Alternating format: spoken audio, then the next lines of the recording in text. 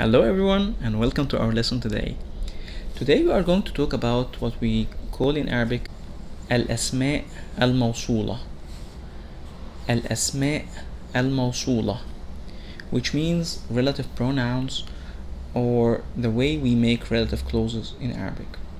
So it's more like how we say in English who or which or that. The man who I saw, or the thing that I did. So these are the different ways we are expressing these al-asmaa al-mawsoolah, and they are classified either male or female, and there are singular and dual and plural. For the male singular we have alladhi, and for female singular we have allati, and for male dual, where we have two people, alladain, and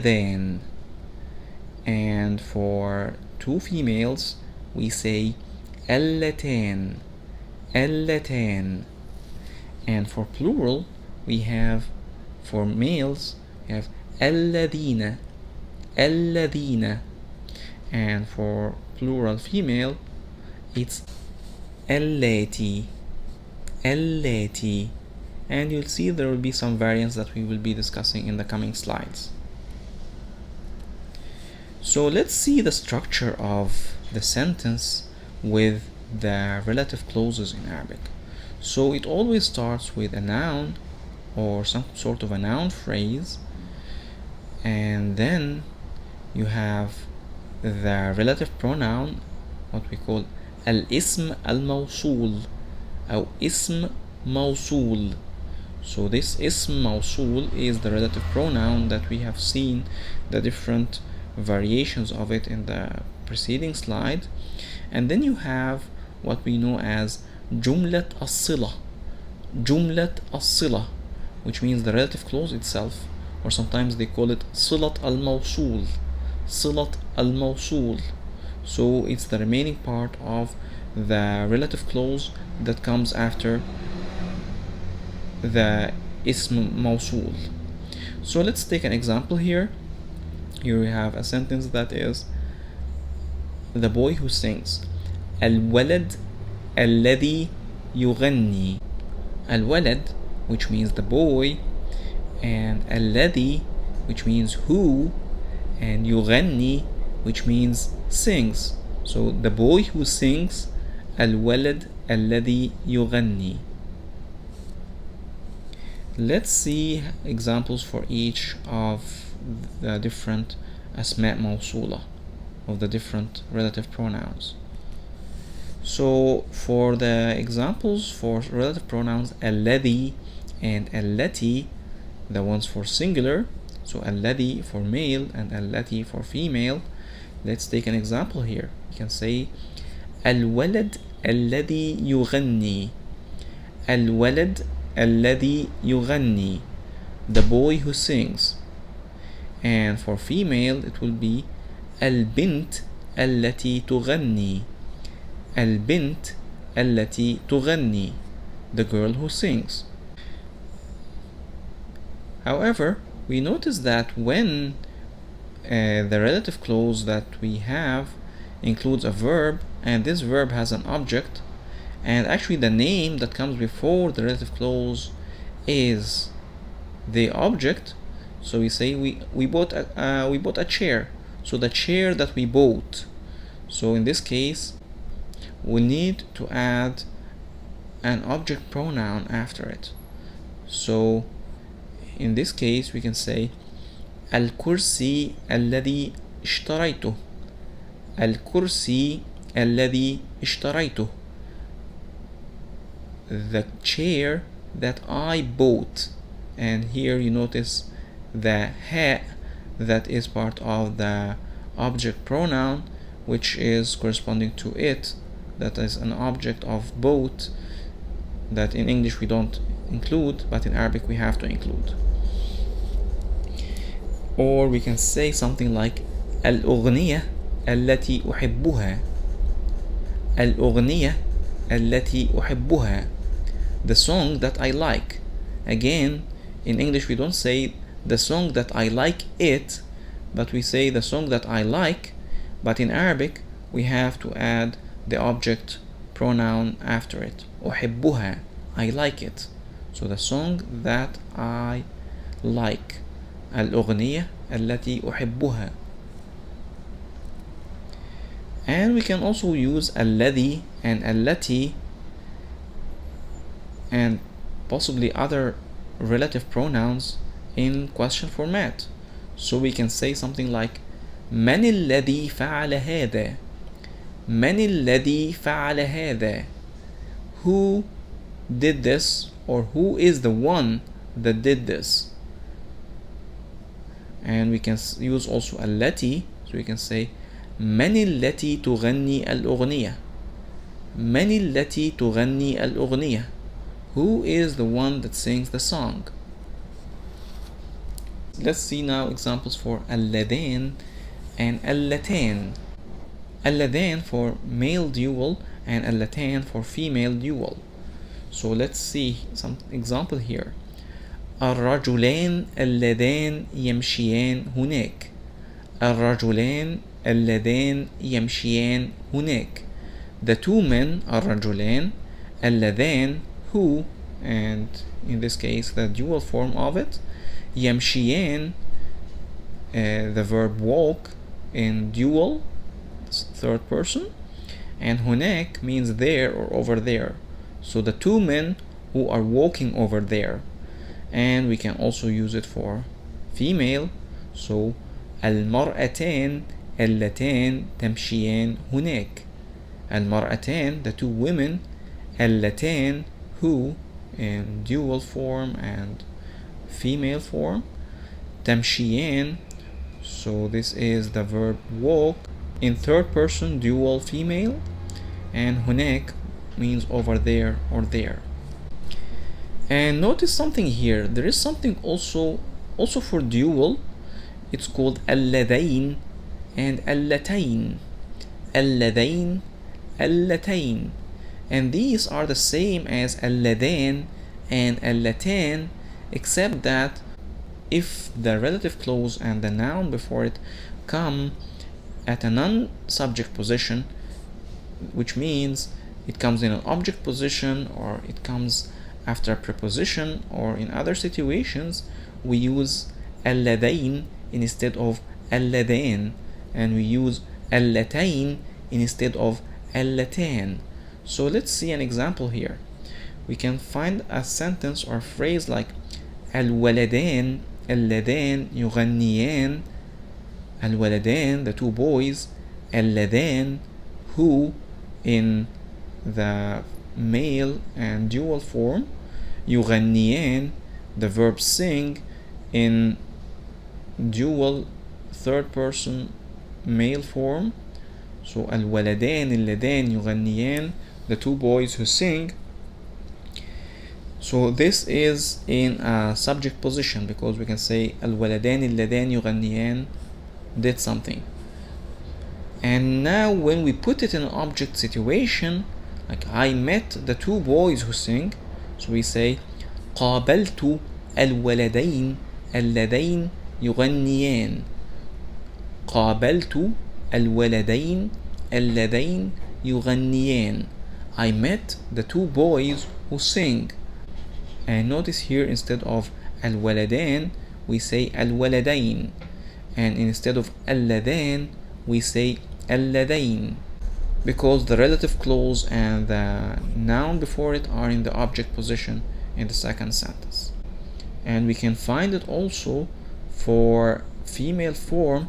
We can say البنتان اللتان تغنيان. البنتان اللتان تغنيان, the two girls who sing. Also this is in a subject position, so we say البنتان and اللتان, but in object position we say البنتين and we say اللتين. قابلت البنتين اللتين تغنيان. قابلت البنتين اللتين تغنيان. I met the two girls who sing. Moving on to the plural, we'll find the form الذين for plural male, and اللاتي for plural female. So let's take an example. الطلاب الذين نجحوا في الامتحان. الطلاب الذين نجحوا في الامتحان, which means the students, the male students who succeeded in the exam. So الطلاب is the students, the male students. الذين who نجحوا succeeded in the past plural third person male form in في, and al-imtihan is the exam. And we have the same example for female. So الطالبات اللاتي نجحن في الامتحان. الطالبات اللاتي نجحن في الامتحان. The female students who succeeded in the exam. We can see that there are other variants of the relative pronoun for plural female, because usually the one that is used is اللاتي, but there's also اللواتي, and there's also اللائي. So these are the variants of the plural female form. And there are other relative pronouns that we can see, and for example, we have men, and this is also a question word. So let's see an example of it. Something like فاز من يستحق. فاز من يستحق. So man here means the one who. So the sentence would be the one who deserves won. So the person or the one who deserves the winning actually won. So فاز, which means won, and man is our relative pronoun, and يستحق means deserves in third person male singular form. And we have a similar word but for non-humans, so which is ما, and this is also a question word. So we can see an example for it, like هذا ما حدث. هذا ما حدث, which means this is what happened. So هذا means this, and ما it means what, and حدث means happened in past form third person. So هذا ما حدث, this is what happened. And we notice also that the word التي can also be used for plural, but mainly for non-human nouns. So we can say الكتب التي قرأتها. الكتب التي قرأتها, the books that I read. So الكتب is the books, التي means that, and قرأتها means I read, or actually I read them. And remember what we said about object pronoun, when the main name of the relative clause is actually the object of the verb within the relative clause. And we can have something similar like الأفلام التي شاهدناها.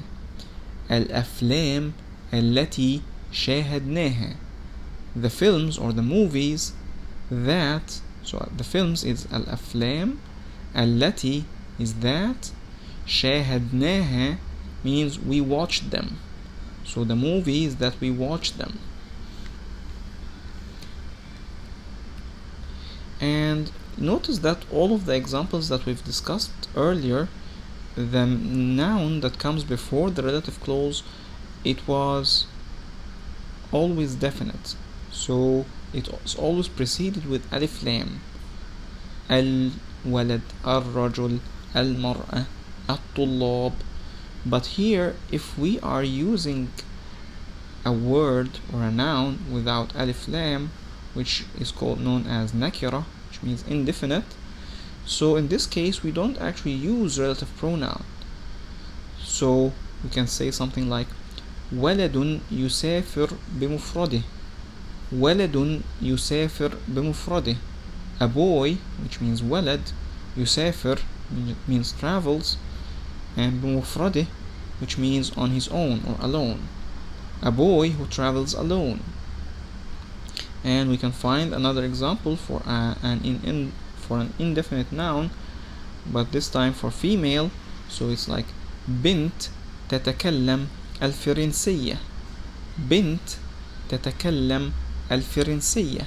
A girl, which means بنت, تتكلم, which means speaks, and الفرنسية, which means French. So a girl who speaks French. And then we have an example for كرسي اشتريناه من السوق. كرسي اشتريناه من السوق, which means a chair that we bought from the market. So in all of these examples we don't say الذي or التي or اللذان or anything. We just don't use the relative pronouns. And here is something for pronunciation, because some of these relative pronouns look very similar to each other. So we can find something like الذين, الذين, which is the plural relative pronoun for the male. And we have اللذين, اللذين, which is the dual, but the one in the non-subject position or in the object position. And you find something here التي, التي, which is the singular female.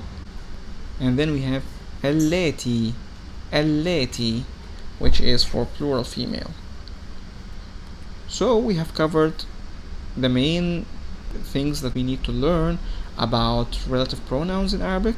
So please follow us on Facebook, and make sure to subscribe here on YouTube, and visit our website for more language learning material. Thank you so much.